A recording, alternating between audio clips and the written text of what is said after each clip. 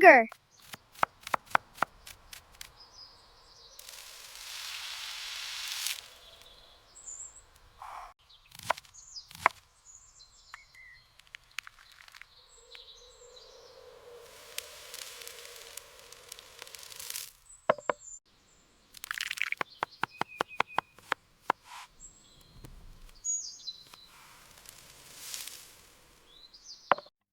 OK សួស្តីបងប្អូនទាំងអស់គ្នាឥឡូវនេះយើងមករៀនធ្វើវីដេអូប្រភេទនេះទាំងអស់គ្នាបងប្អូន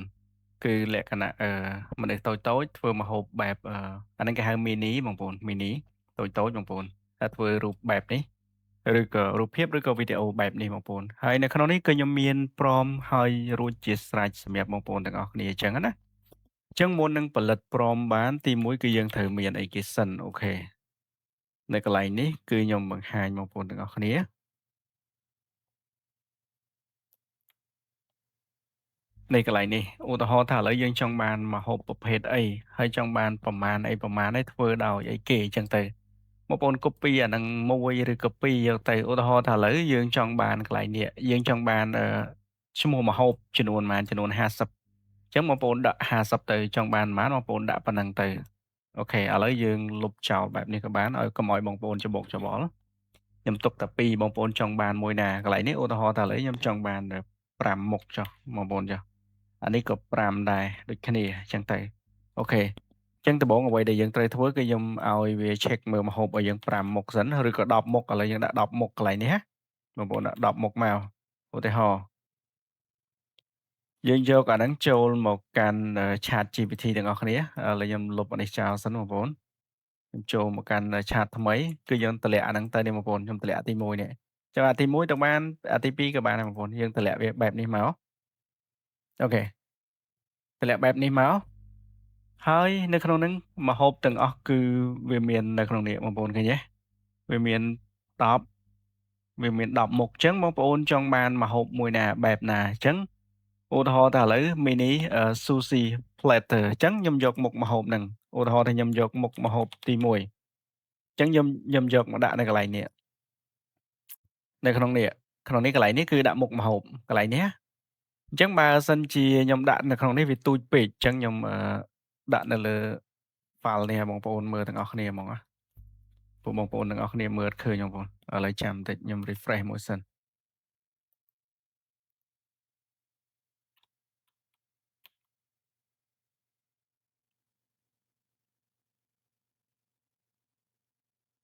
ចាំឃើញកន្លែង Gmail អញ្ចឹង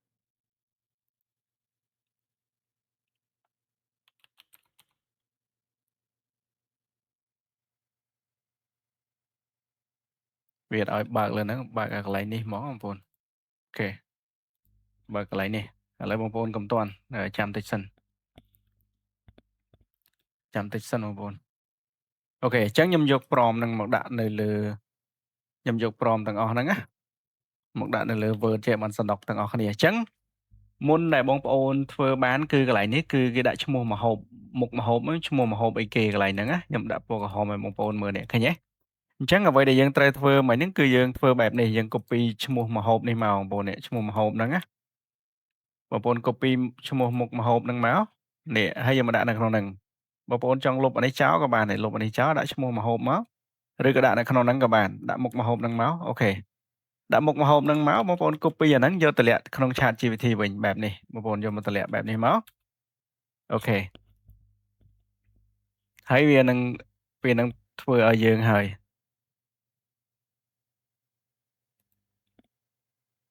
អូខេអញ្ចឹងបន្ទាប់មកអ្វីដែលយើងត្រូវធ្វើគឺយើងចង់បានរូបភាពនិងវីដេអូអ្វីដែលយើងត្រូវធ្វើឥឡូវខ្ញុំដាក់ទី1ចុះដាក់លើនេះទី1ឲ្យបងប្អូនមើលទាំងអស់គ្នាហើយខ្ញុំលុបនេះចោលសិនហើយទី2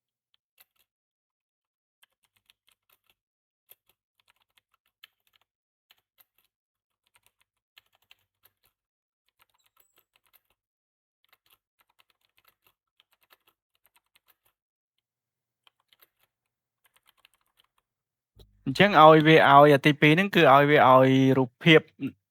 ហើយនឹងវីដេអូព្រមមកយើងបងប្អូនដាក់កន្លែងហ្នឹងមកឃើញទេ គឺបានមកហើយបងប្អូនឃើញទេអានេះគឺជារូបភាពអានេះគឺជាវីដេអូអូខេអញ្ចឹងបងប្អូនដាក់រូបភាពសិនមកបងប្អូន copy រូបភាពនៅខាងលើនេះបងប្អូនគឺជារូបភាពអូខេបន្ទាប់ពីបានរូបភាពមកបងប្អូនចូលមកកាន់ Super Crop បងប្អូនចូលមកកាន់ Super Crop បែបនេះបងប្អូនផលិតបែបនេះបងប្អូនយកទំហំមួយណាស្រេចទាំងបងប្អូនអញ្ចឹងខ្ញុំយកទំហំធំបងប្អូនខ្ញុំយក16:9អូខេ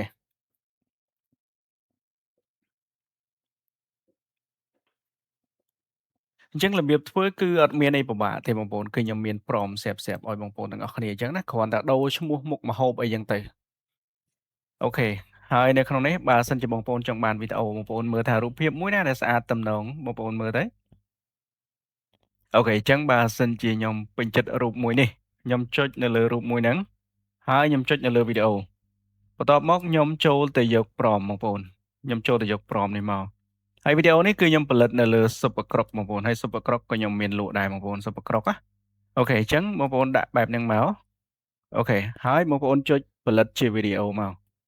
ចុចបែបនេះអញ្ចឹងតិចទៀតរូបភាពហ្នឹងនឹងក្លាយទៅជាវីដេអូអានេះគឺជាម្ហូបមុខម្ហូប Sushi អញ្ចឹងបើសិនជាបងប្អូនចង់បានមុខម្ហូបអីផ្សេងចង់បានមុខម្ហូបអីផ្សេងបងប្អូនមើលនេះមានច្រើនឃើញទេមានច្រើនមិញ Sushi ឥឡូវនេះគឺយើងចង់បានSeafood វិញយើងចង់បាន Seafood បងប្អូនចូលមកកាន់កន្លែងនេះដកឯកសារយើងនេះបងប្អូនដូរមុខម្ហូបហ្នឹងមកអូខេយើងដូរមុខម្ហូបមកយើងដាក់មុខម្ហូបSeafood វិញហើយយើង copy អាហ្នឹងទៅតម្លាក់នៅក្នុង ChatGPT វិញបងប្អូនមកតម្លាក់ក្នុង ChatGPT បែបនេះមកអូខេហើយលើកក្រោយវាស្គាល់ហើយវាដាក់អានេះគឺជារូបភាពអានេះគឺជាវីដេអូឲ្យយើងអូតូយើងមិនបាច់ចាំសុំទៀតទេលើកក្រោយបងប្អូនគឺយើងធ្វើតែលើកមុនម្ដងបានហើយអញ្ចឹងយើងយកអាហ្នឹងមកបងប្អូនចូលមកកាន់ Super Crop ដដែលអានេះដើរអត់ទាន់ចប់ទេបងប្អូនវាដើរអត់ទាន់ចប់ទេអញ្ចឹងអត់អីទេគឺវាដើរអត់ទាន់ចប់បងប្អូនថយក្រោយបែបនេះមកយើងដាក់រូបភាពថ្មីទៀតអូខេកាលណាវាដើរចប់គឺវាលោតនៅលើហ្នឹងហើយហើយអញ្ចឹងបងប្អូននៅពេលដែលវាចេញមកបែបហ្នឹងបងប្អូនចូលទៅមើលសិនបងប្អូនចូលទៅមើលសិនអានេះគឺជាម្ហូបស្អីម្ហូបគ្រឿងសមុទ្របងប្អូនតើមើលមួយណាបងប្អូនពេញចិត្តមួយណាបងប្អូនមើលទៅរូបមួយណាដែលល្អអញ្ចឹងបងប្អូនមើលចេះបងប្អូន check មើលរូបមួយណាដែលល្អនេះកន្លែងនេះកន្លែងនេះកន្លែងនេះកន្លែងនេះអូខេខ្ញុំពេញចិត្តរូបហ្នឹងអញ្ចឹងបើបងប្អូនពេញចិត្តរូបហ្នឹងបងប្អូនដាក់ចុចកន្លែងវីដេអូបងប្អូនចូលទៅយកព្រមមកនេះវីដេអូព្រមអូខេបងប្អូនយកវីដេអូព្រមមកបែបនេះ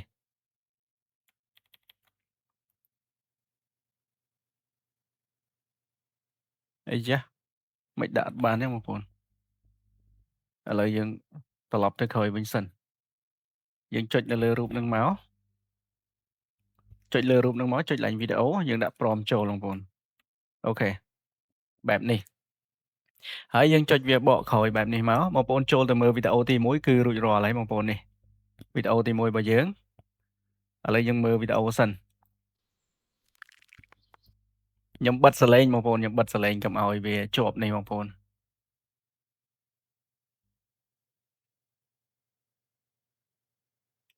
ដោយសារនាទីយើងតិចពេកបើសិនជាយើងចង់បានជាឈុតឆាកអាហ្នឹងយើងធ្វើផ្សេងទៀតលក្ខណៈឈុតឆាកវាទៅបងប្អូនតែអានេះខ្ញុំអត់បានបញ្ជាក់វាថា10 second អញ្ចឹងទៅអូខេឥឡូវយើងចូលទៅមើលវីដេអូបន្ទាប់របស់យើងអត់ទាន់ដើររួចទេអញ្ចឹងលើកក្រោយយើងដាក់មួយសារទៀតបងប្អូនចង់បានមុខម្ហូបអីគេបងប្អូនចូលមកកាន់ ChatGPT យើងមើលទៅខាងលើវិញចង់បានមុខម្ហូបអីគេឥឡូវនេះបើសិនជាបងប្អូនអត់ចេះទេបងប្អូនអាចយកអាហ្នឹងមក copy មកបងប្អូន copy មកបងប្អូនដាក់ Google Translate មកដាក់ Google Translate មកបងប្អូននេះមុខម្ហូបហ្នឹងទី1មុខម្ហូបអីគេទី2មុខម្ហូបអីគេអញ្ចឹងបើសិនជាយើងចង់បានមុខម្ហូបហ្នឹងអូខេយើង copy មុខម្ហូបហ្នឹងមកចូលមកកាន់ឯកសារយើងដើមនេះយើងដូរមុខម្ហូបហ្នឹងមកបងប្អូននេះអូខេហើយ copy ទាំងអស់ហ្នឹងទៅទៀតមកយើងចូលមកកាន់ ChatGPT ទៀតយើងដាក់បែបនេះទៀតមកអូខេហើយបើសិនជាយើងចង់បាន10វិនាទីបងប្អូនអាច add បន្ថែមមកនេះទី3តែយើងមិនបាច់ដាក់ក៏បានដោយសារអីព្រោះអា Super Crop នេះគឺវាផលិតជា10វិនាទីឲ្យយើងរួចរាល់ហើយបងប្អូនអញ្ចឹងណាអូខេអញ្ចឹងយើងចូលទៅយកព្រមទាំងអស់គ្នាមកបងប្អូនចូលទៅយកព្រមមកនេះព្រមទី1ព្រមរូបភាព អូខេយើងចូលមកកាន់ Super Croc យើងវិញនេះបងប្អូនវីដេអូយើងមិញនេះបងប្អូននេះ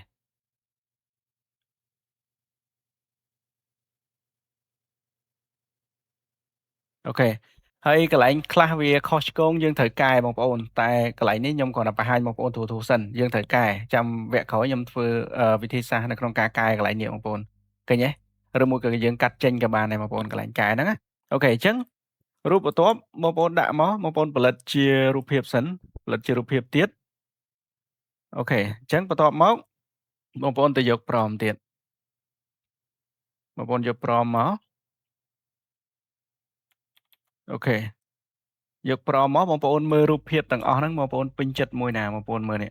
កន្លែងអាំងសាច់ហ្នឹងណាអូខេឧទាហរណ៍តែឥឡូវយើងមើលរូបចេះមើលរូបនេះមួយណាតំណងបងប្អូនយកមួយហ្នឹងទៅឧទាហរណ៍តែឥឡូវខ្ញុំឃើញមួយនេះវាតំណងមួយនេះអញ្ចឹងខ្ញុំយកលើមួយហ្នឹងមកដាក់វីដេអូចូលបងប្អូនអានេះគឺយើងប្រើប្រាស់ Super Croc ហើយមួយទៀត style បងប្អូនចង់បាន style ឥឡូវយើងតម្លាក់វាចុះតិចទៀតវាដើរចប់ហើយកន្លែងនេះចង់បាន style អីគេឥឡូវខ្ញុំបានចង់បាន style លក្ខណៈអឺបែបនេះបងប្អូន style បែបលក្ខណៈតុក្កតានេះអូខេអញ្ចឹងទី3គឺយើងដូរ style បងប្អូនទី3style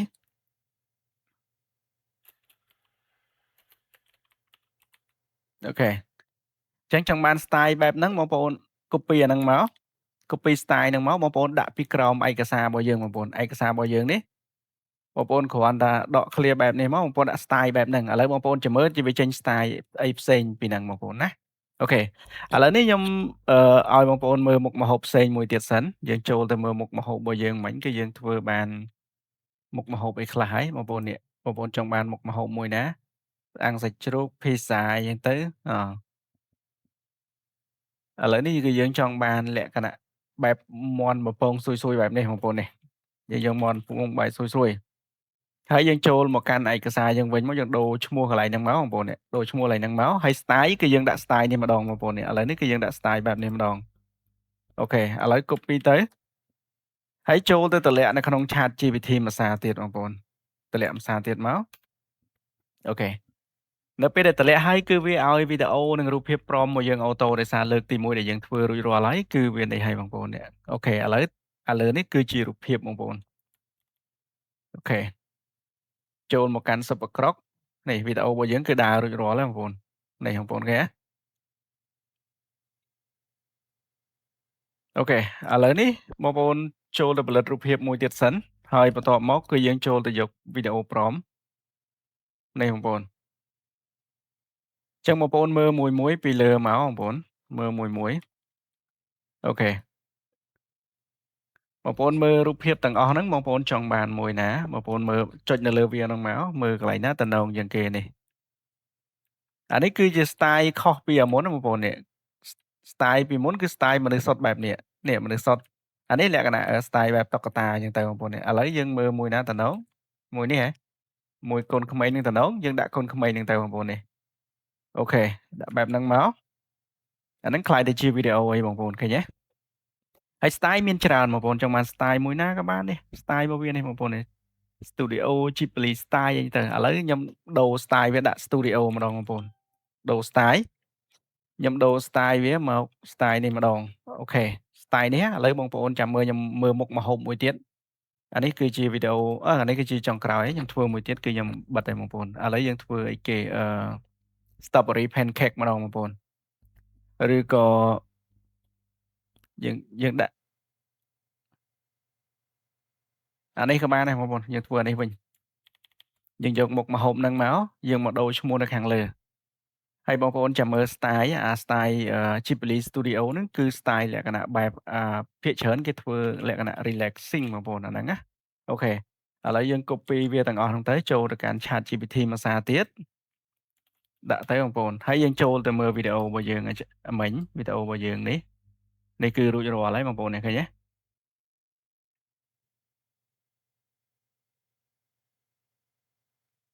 អូខេហើយបន្ទាប់មកបងប្អូនចូលមកមើល ChatGPT យើងវិញគឺ style ថ្មីបងប្អូន style លក្ខណៈ Studio បងប្អូនstyle បែប អឺ Ghibli Studio ឥឡូវយើងចូលទៅកាន់សិប្បក្រកបងប្អូនចាំមើលរូបភាពណាបងប្អូនចាំមើលណា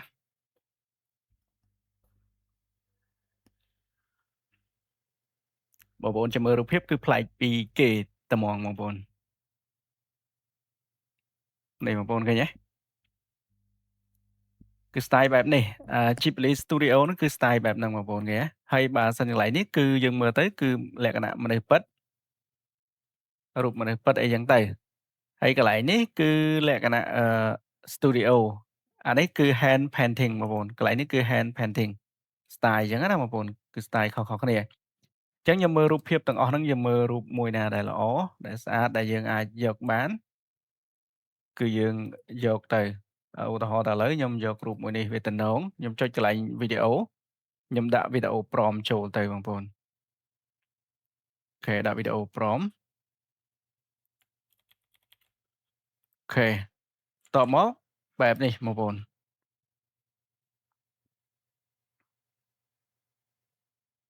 អញ្ចឹងយើងធ្វើការរង់ចាំឲ្យវាដើរទៅកន្លែងណាវីដេអូគឺវាមានសញ្ញាយើងប៉ះទៅគឺវាដើរវីដេអូបែបនេះបងប្អូនអ្នកឃើញទេមកកន្លែងនេះខ្ញុំធ្វើវីដេអូមួយកន្លែងនេះធ្វើវីដេអូមួយខាងលើនេះគឺអត់ទាន់បានធ្វើទេបងប្អូនអញ្ចឹងណាអូខេអញ្ចឹងខ្ញុំធ្វើការ save វាទុកសិនបងប្អូនកន្លែងនេះគឺខ្ញុំ save មួយសិនអូខេកន្លែងនេះ save មួយទៀត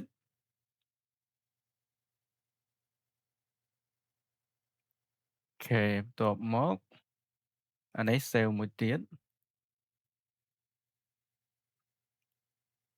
ខាងក្រោមគេដើរអត់ទាន់ចប់ទេបងប្អូន